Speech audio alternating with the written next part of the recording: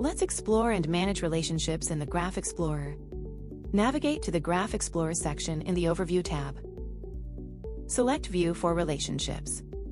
The central node represents the data asset you accessed in Graph Explorer. Each connected node signifies a distinct type of related data asset, with arrows illustrating the nature of their relationships. To expand the related asset, select the node. Then select Show Relationship.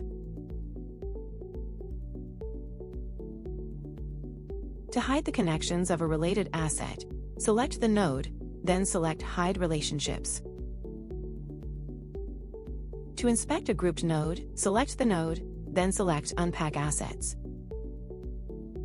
In the modal, select Unpack All to reveal the assets. To collapse the group again, select Repack this asset type. To view the details of an asset, select the node, then select Show Asset Details.